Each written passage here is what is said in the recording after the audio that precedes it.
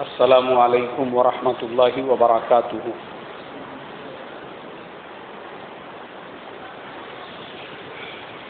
بسم اللہ الرحمن الرحیم۔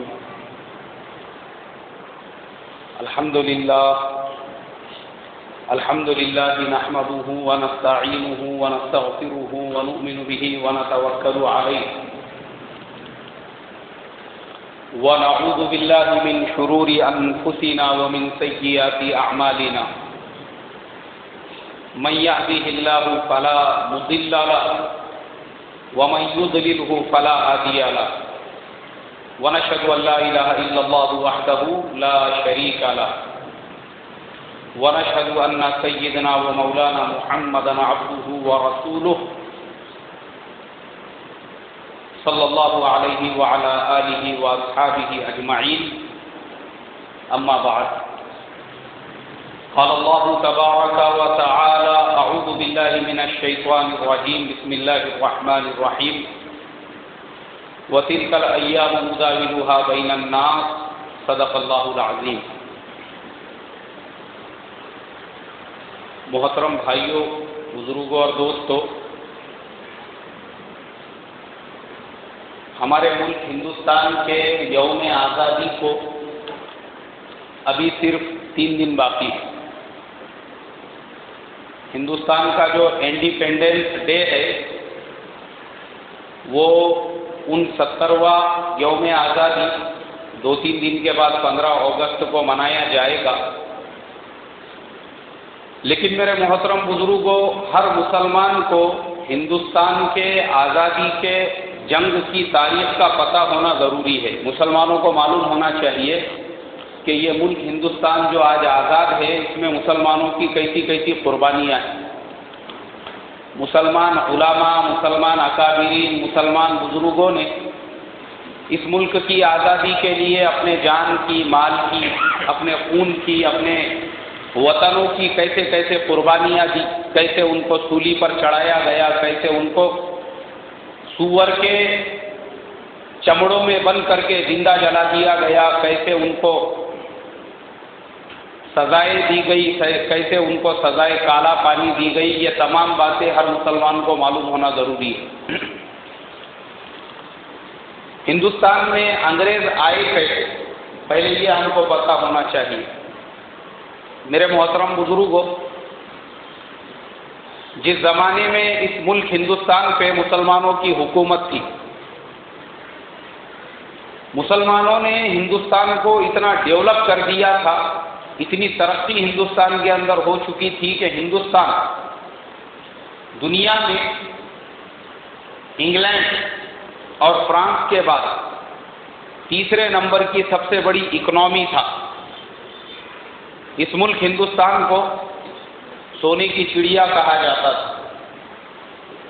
یہاں پہ کوئی غریب نہیں تھا، کوئی محتاج نہیں تھا، کسی کے گھر پہ فاقہ نہیں ہوتا تھا، اس لیے کہ مسلمان بادشاہوں نے اس ملک میں ایسا سسٹم اور ایسا نظام بنایا تھا کہ ملک کا ہر رہنے والا اس کو کام ملے، اس کو کاروبار ملے، اس کو تجارت ملے۔ جگہ جگہ پہ روڈ بنائے ہوئے تھے، یہاں تک کہ کلکتہ سے لے کر تو لاہور تک آج بھی وہ روڈ موجود ہے، اس کو جی ٹی روڈ کہا جاتا ہے، جسے شیر شاہ سوری جو بادشاہ تھے انہوں نے بنایا تھا، جی ٹی روڈ۔ جگہ جگہ مسلمانوں نے پل بنائے، جگہ جگہ پہ باندھ بنائے پانی رکنے کے لیے مسلم بادشاہوں نے، اور جو لوگ کاروبار کے لیے ادھر سے ادھر سفر کیا کرتے تھے ان کو پوری پوری سیکیورٹی دی گئی۔ ہر گاؤں میں، ہر بستی میں سرائے بنائے گئے۔ وہ سرائے جو ہوتے تھے مسافر خانے، اس کے اندر تجارت کرنے والے جو تاجر ہوتے تھے وہ قیام کرتے تھے، رکتے تھے۔ تو مسلمان بادشاہوں نے پورے ملک میں ایسے امن و امان کو قائم کیا تھا جس کی وجہ سے صرف ہندوستان کے نہیں بلکہ باہر ملکوں کے بھی تاجر ہندوستان کے اندر آنے لگے۔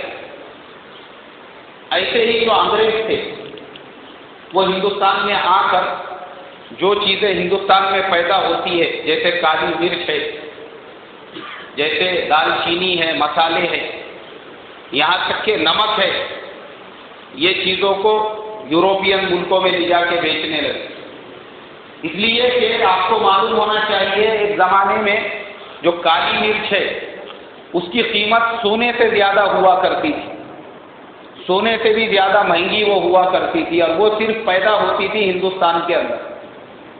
اور نمک جو ہے نمک، اس کو چاندی کے بھاؤ میں لے جا کے وہ لوگ وہاں پہ بیچتے تھے، اس لیے کہ یوروپین ملکوں میں خالی برف ہی برف ہے چاروں طرف، مگر ہندوستان کے اندر وہ سمندر کے پانی سے نمک پیدا ہوتا تھا.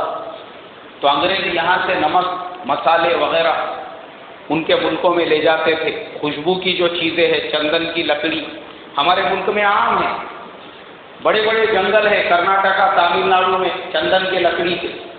اور صرف وہاں نہیں، ہمارے یہاں پہ بھی عام جو کھیت ہے، ہمارے کھیت میں کم سے کم 1 درجن چندن کے جھاڑ ہوں گے، مگر گورنمنٹ کے قانون کی وجہ سے آپ اس کو توڑ نہیں سکتے. تو یہ چیزیں ہمارے یہاں پہ عام ہیں، عام. مگر یوروپین ملکوں میں وہ چیزیں نہیں تھیں. تو انگریز یہاں پہ آ کے یہاں سے وہ چیزیں لے جانے لگے، مسالے، چندن کی لکڑی، خوشبو وغیرہ کی جو چیزیں ہیں ان کو اپنے ملکوں میں بیچنے لگے.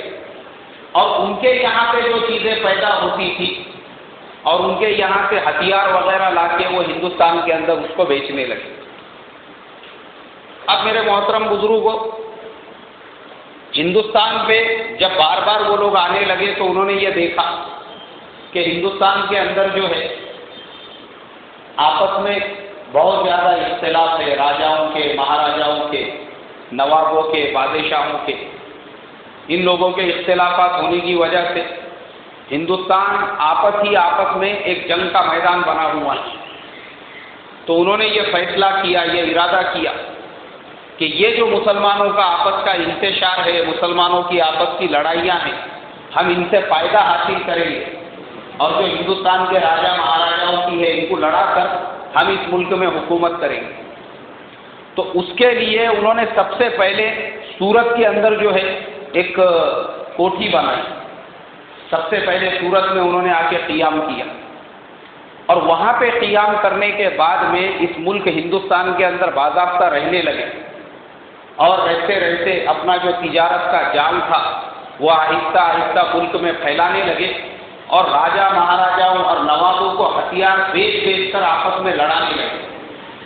اسی لڑائی کا نتیجہ یہ ہوا کہ حیدرآباد کے جو نظام تھے وہ اور کرناٹکا کے جو ٹیپو سلطان تھے ان کو آپس میں انہوں نے دشمن بنا دیا. اور یہاں تک نوبت پہنچی کہ جو مغلیہ سلطنت پچھلے 800 سال سے، یعنی جو سلسلہ چل رہا تھا شروع سے لے کے تو وہاں تک 800 سال سے ملک میں مسلمانوں کی حکومت تھی، وہ پوری طرح سے کمزور ہو چکی تھی. پورے ملک سے آہستہ آہستہ ان کی حکومتیں ختم ہو رہی تھی، اور یہ نوابوں کو بغاوت کے لیے بھڑکا رہے تھے. ہوتے ہوتے ہر علاقے کے نوابوں نے بغاوت کر دی، اور مغلیہ سلطنت جس کے حدود افغانستان سے لے کے تو برما تک تھے، وہ حکومت سمٹتے ایک وقت ایسا آیا کہ دلی تک ہو گئی. اور جو آخری مغلیہ بادشاہ تھے بہادر شاہ ظفر، ان کے زمانے میں وہ اور بھی سمٹ کے جو ہے لال قلعے تک محدود ہو کے رہے. لال قلعے کے باہر بھی ان کی حکومت قائم نہیں رہ سکی. اور انگریزوں نے اپنی عیاریوں مکاریوں کا استعمال کر کے بہت سے نوابوں کو اپنا ہم خیال بنا لیا، بہت سے راجا مہاراجاؤں کو اپنا ہم خیال بنا کر دوسروں کے اگینسٹ میں لڑنے لگے.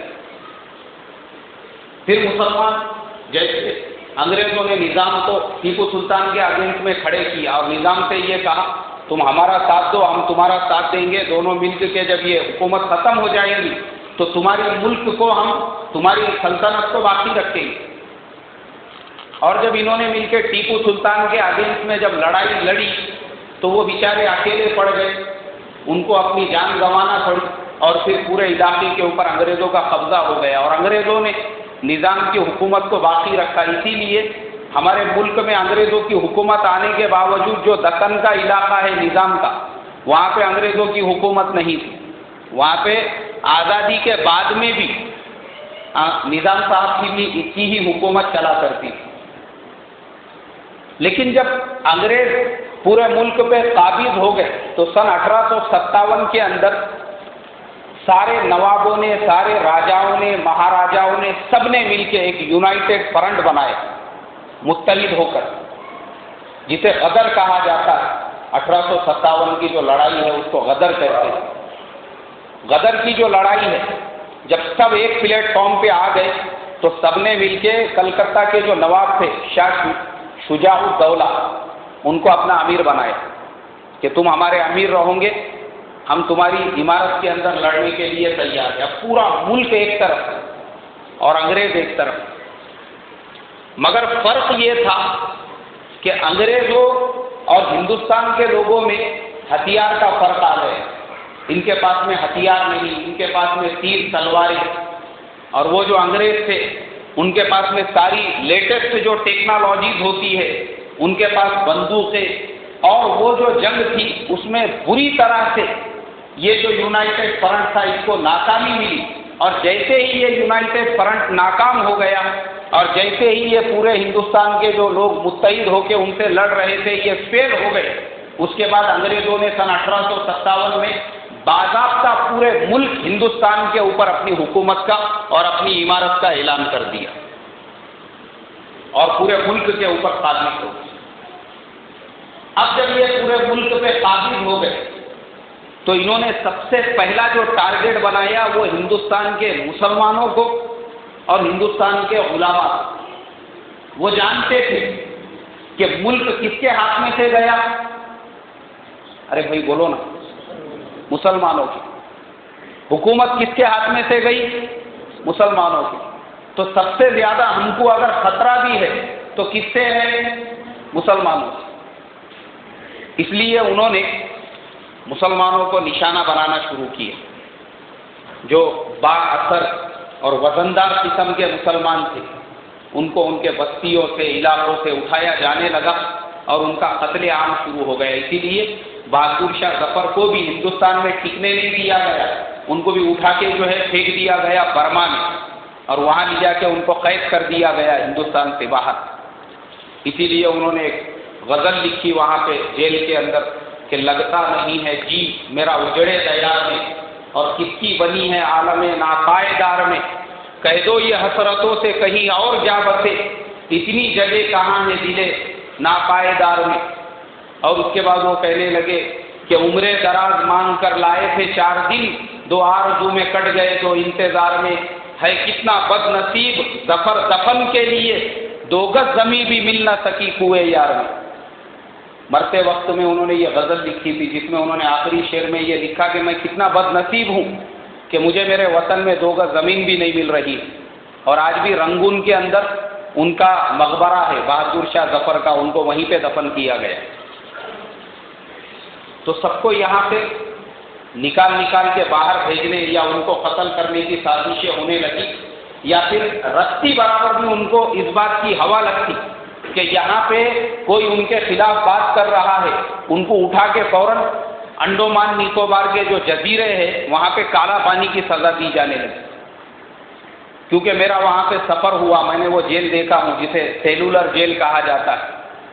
وہاں کی جیل میں آج بھی وہ کال کوٹھڑیاں جو بنی ہوئی ہے جس میں قیدیوں کو رکھا جاتا تھا، ہمارے بڑے بڑے علماء کے نام لکھے ہوئے ہیں، علامہ کرامت اللہ، علامہ شجاع اللہ، علامہ فلاں اور فلاں، اور ان کے نام اور ان کے گاؤں کے نام اور ان کی ادبی خدمات لکھی ہوئی ہے۔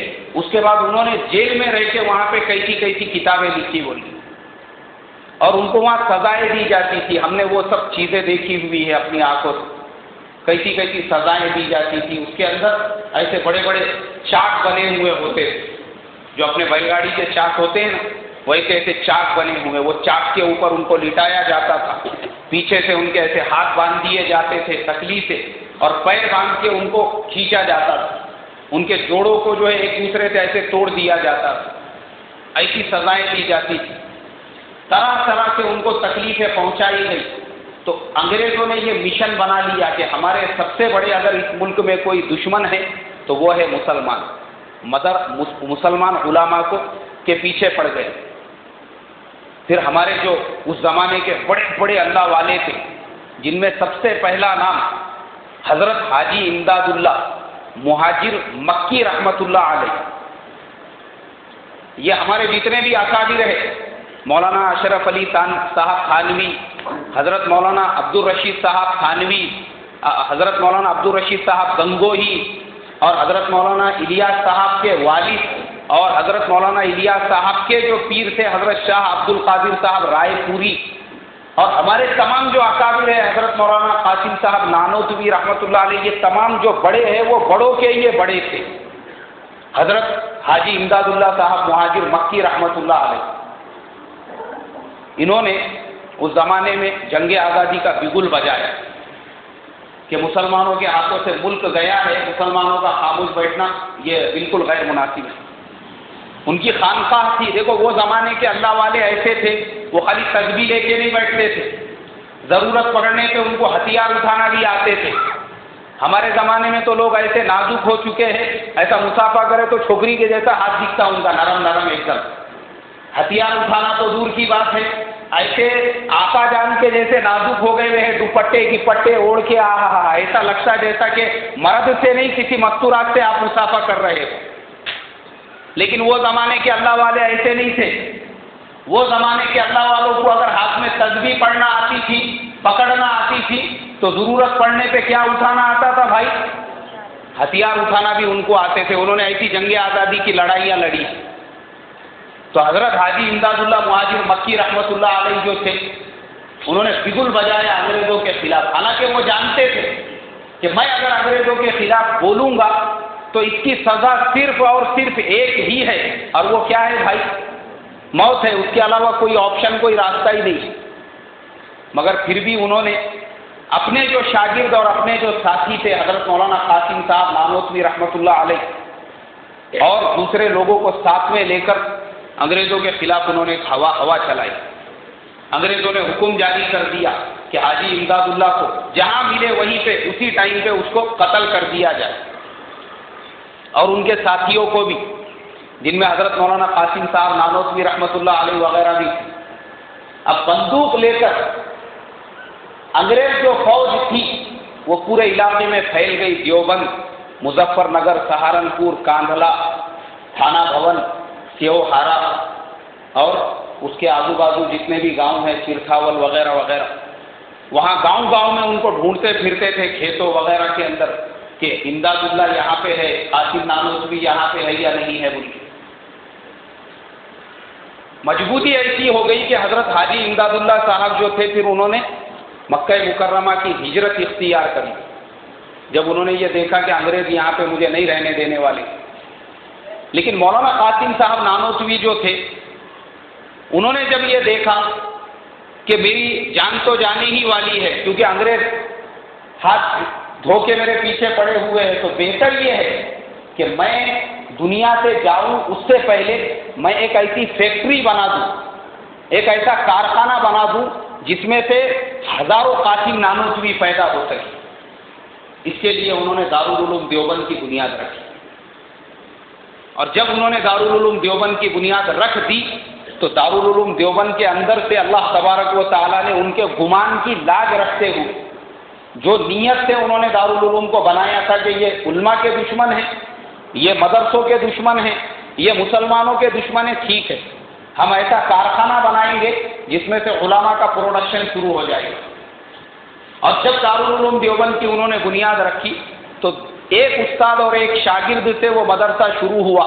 جو پڑھانے والے استاد تھے ان کا نام ملا حسن تھا، اور جو شاگرد تھے ان کا نام بھی حسن تھا، محمود الحسن تھا.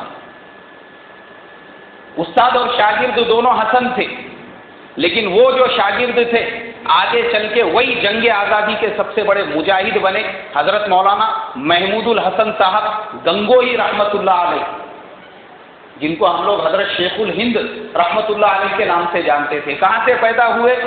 دارالعلوم کے وطن سے. اب جنگ آزادی کے لیے مسلمان کوششیں کرنے لگے، لڑائیاں لڑنے لگے.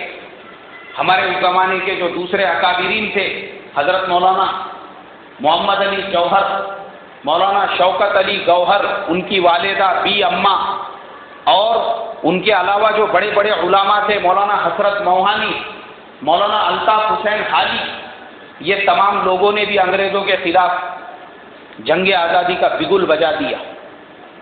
مولانا ابوالکلام آزاد رحمۃ اللہ علیہ وہ پیدا ہوئے تھے، وہ ٹائم چھوٹے سے بچے تھے، مگر وہ بچپن سے ہی سنتے آ رہے تھے انگریزوں کے بارے میں کہ انگریز ہمارے ملک میں ایسا ظلم کرتے ہیں۔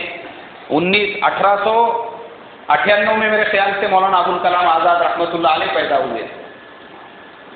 وہ سنتے آ رہے تھے بچپن سے، جیسی انہوں نے آنکھیں کھولی کہ یہاں پہلے مسلمانوں کی حکومت تھی، انگریزوں نے ایسے قبضہ کر لیا اور پورے ملک کے اندر مسلمانوں پہ ایسا ظلم و ستم کا بازار گرم کر دیا، تو مولانا ابوالکلام آزاد جو تھے ابھی وہ صحیح ڈھنگ سے کھڑے رہنے کے بھی لائق نہیں بنے، تو انہوں نے انگریزوں کے خلاف جنگ آزادی کا بگل بجا دیا۔ 1912 جب حضرت مولانا ابوالکلام آزاد رحمۃ اللہ علیہ کی عمر صرف 14 سال تھی۔ کتنے سال تھی بھائی؟ 14 سال۔ 14 سال کی عمر میں مولانا ابوالکلام آزاد نے الہلال کے نام سے ایک پیپر شروع کر دیا۔ اب وہ زمانے میں پیپر بولے تو وہ اتنی اہمیت رکھتا تھا جیسے ہمارے زمانے میں ٹی وی کا نیوز چینل اہمیت رکھتا ہے، جیسے آج ہمارے زمانے میں ٹی وی نیوز چینل کی اہمیت ہے کہ کسی نے ٹی وی کا نیوز چینل شروع کر دیا تو اپنی بات ہر آدمی تک وہ پہنچا سکتا ہے۔ تو ایسے ہی وہ زمانے میں اگر کسی نے نیوز پیپر شروع کر دیا، اس کا مطلب یہ ہوتا تھا کہ وہ اپنی بات ہر ایک تک پہنچانے والا بن گیا۔ اب وہ 14 سال کا بچہ مولانا ابوالکلام آزاد، وہ ایسا اللہ نے ان کے قلم میں طاقت دے دی، وہ ایسا لکھنے لگے انگریزوں کے خلاف کہ پورے ملک کے اندر انہوں نے بغاوت کا بگل بجا کے پورے کے پورے لوگ جو بھی ان کا پیپر پڑھتے تھے الہلال، ان کے اندر ایک نئی روانی پیدا کر دی۔ لوگ پریشان ہو گئے کیونکہ وہ زمانے میں چینل تو تھے نہیں، دوسرا کوئی ذریعہ تو تھا نہیں سورج دیکھنے کے لیے کہ بھئی ابوالکلام آزاد کون پیدا ہو گیا ہے جو اتنا خطرناک اور بھیانک انگریزوں کے خلاف میں لکھتا ہے جوش اور جذبات کے انداز میں کہ اس کو پڑھ کے ایک بوڑھے آدمی کے اندر بھی جنگ آزادی کا جوش پیدا ہو جائے۔ مولانا ابوالکلام آزاد کو بڑے بڑے جلسوں میں، بڑے بڑے جلوس میں تقریر کے لیے دعوتیں آنے لگی۔ اب ایک جلسے میں مولانا ابوالکلام آزاد پہنچے تو وہاں پہ جو بڑے بڑے بزرگ لوگ تھے جن کی عمریں 60 سال 70 سال، جس میں حضرت مولانا الطاف حسین حالی وغیرہ بھی تھے، ان کو بھی دعوت دی گئی۔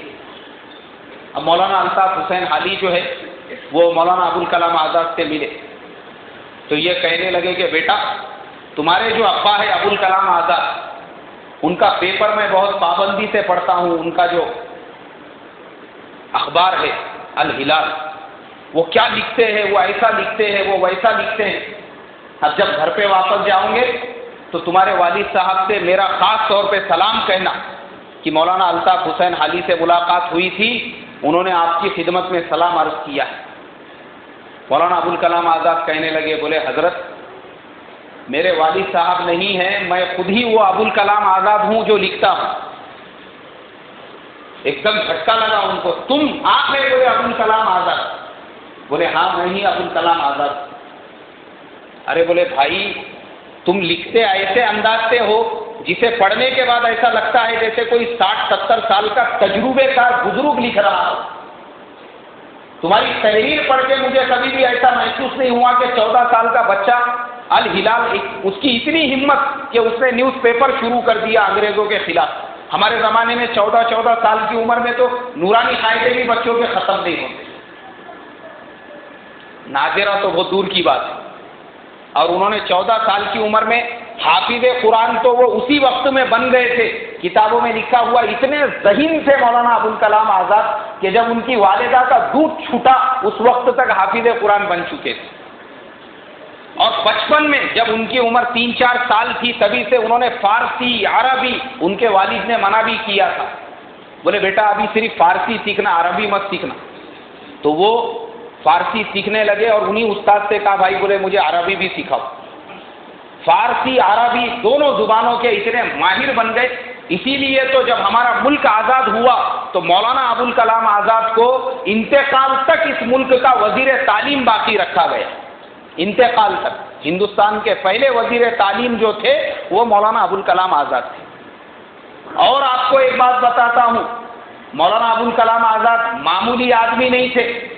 ہاں آج ہمارے زمانے میں کسی کو اگر کسی پارٹی کا ایریے کا ادھیکش بننے کا ہے، سیکریٹری بننے کا ہے، ممبر بننے کا ہے، تو بڑے بڑے لیڈروں کی چاپلوسی کرنا پڑتی، چمچا گیری کرنا پڑتی، آگے پیچھے بھاگنا پڑتا، تب جا کے وہ مہربانی اور رحم کھا کے اس کو جو ہے یہاں کے کوئی بھی ایک ایریے کے اندر بولتے یار بہت ہی پیچھے پڑ گیا ہے، اس کو اٹھا کے ایک آدھا پد دے دو، اس کو سیکریٹری یا ممبر یا اپادھیکش بول کے بنا دیتے. لیکن سوچو مولانا ابوالکلام آزاد کی عمر صرف 25 سال تھی. کتنے سال تھی بھائی؟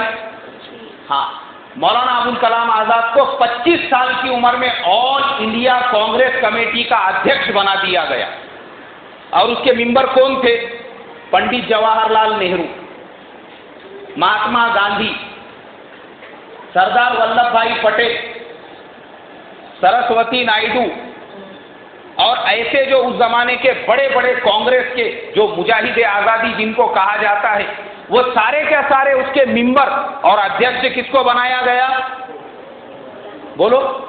مولانا ابوالکلام آزاد کو. اور کتنی عمر تھی ان کی؟ بوڑھے تھے، بزرگ تھے، 25 سال کی عمر. اور میں آپ کو بتا دوں آج ہندوستان کا قانون یہ ہے 25 سال سے پہلے تو یہاں کوئی آمدار کا الیکشن بھی نہیں لڑ سکتا، نگر سیوک کا بھی نہیں، اس کے لیے 25 سال عمر ہونا ضروری ہے. اور مولانا ابوالکلام آزاد کو 25 سال کی عمر میں پورے ہندوستان کا، اور وہ ہندوستان کتنا بڑا تھا، وہ ہڑپسر کے اتنا ہندوستان نہیں تھا، وہ پونا شہر کے اتنا ہندوستان نہیں، پونا ضلع یا مہاراشٹر یا ابھی جو ہمارا ہندوستان ہے اتنا بڑا ہندوستان نہیں تھا. وہ زمانے کا ہندوستان، اس کی حدود شروع ہوتی تھی افغانستان سے اور وہ ختم ہوتا تھا برما میں، اور سری لنکا تک نیچے جو ہے ہندوستان تھا. اتنا بڑا ہندوستان جس کو اگر آج کے حساب سے دیکھا جائے تو 6 ملک ہندوستان کا حصہ تھے. اتنے بڑے ہندوستان کے آل انڈیا کانگریس کمیٹی کا صدر کس کو بنایا گیا؟ مولانا ابوالکلام آزاد. ایسے مسلمان تھے، ایسی قربانیاں دی تھی انہوں نے جنگ آزادی کے لیے.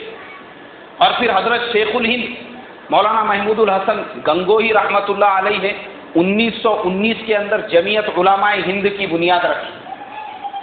ہندوستان کی آزادی کی لڑائی لڑنے کے لیے اپنے شاگرد حضرت مولانا حسین احمد مدنی رحمۃ اللہ علیہ کو ساتھ میں لے کر، کہ حسین احمد ان کو لے کر، اور پھر ہمارے جو بڑے بڑے بزرگ ہیں مفتی کفایت اللہ صاحب اور دوسرے جو اکابرین تھے ان کو سب کو ساتھ میں لے کر، اور پھر جنگ آزادی کی لڑائی لڑنے لگے. اور پھر ریشمی رومال کا انہوں نے ایک پروگرام بنایا، ریشمی رومال کی تحریک چلائی. کیا تھی یہ ریشمی رومال کی تحریک؟ ایک ریشمی رومال تھا جس کے اوپر انہوں نے پورا نقشہ بنایا تھا کہ کس طریقے سے ہندوستان کے اندر افغانستان کے راستے سے اور ادھر کے راستے سے انگریزوں کے خلاف ساری فوجیں حملہ کریں گی اور پھر انگریزوں سے جنگ کی جائے گی تو ہندوستان کو جنگ آزادی نصیب ہو جائے گی. ایسا ان کا پروگرام اور پلان تھا. مگر ہماری بدقسمتی دیکھو کہ بامبے کے اندر جو ہے وہ ریشمی رومال کی تحریک کا جو رومال تھا، وہ جس صندوق کے اندر لے جایا جا رہا تھا، وہ صندوق کو انگریزوں نے پکڑ لیا اور ریشمی رومال میں جتنے بھی لوگ شامل تھے ان تمام کو پکڑ کے انہوں نے یہاں سے اٹھا کے مالٹا کے اندر کالا پانی کی جیل میں ڈال دیا. ان کو کالا پانی کی سزا دی گئی.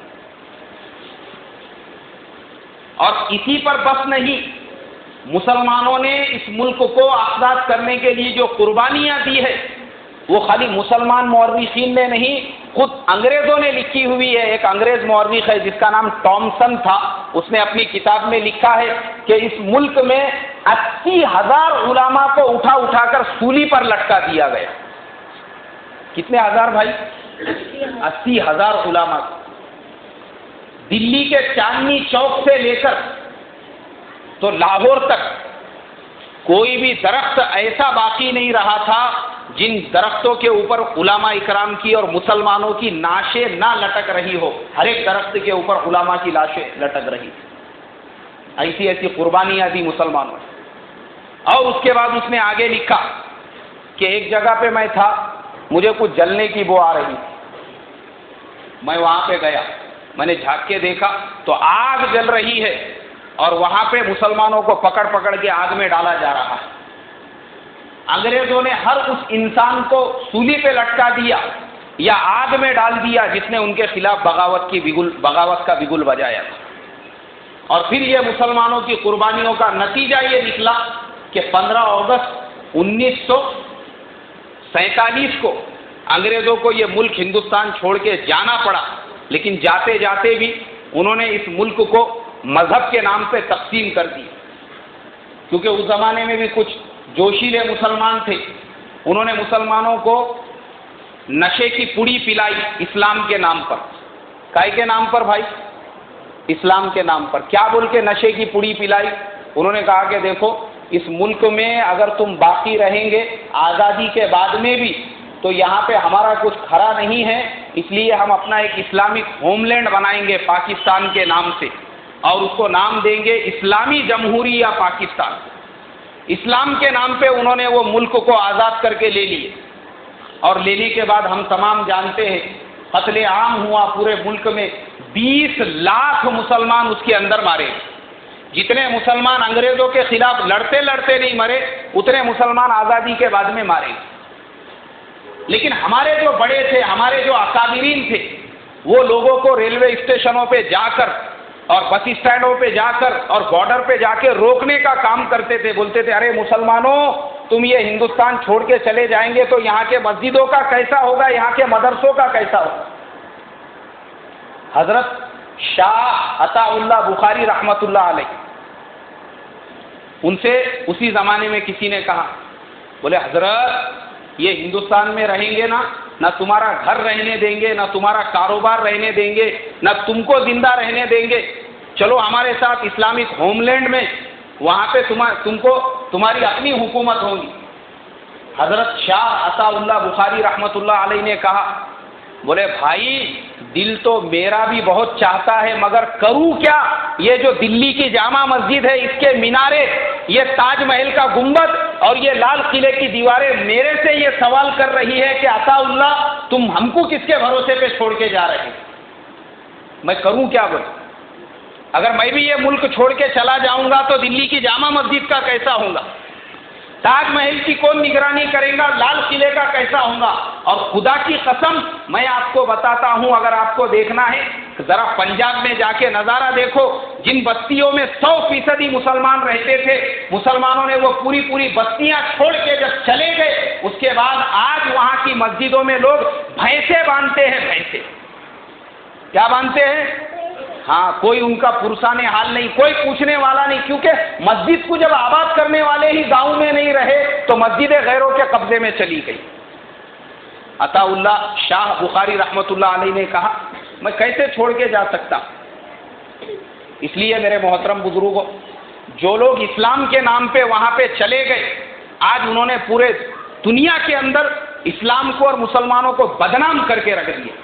کائے کا اسلام ہے وہاں پہ؟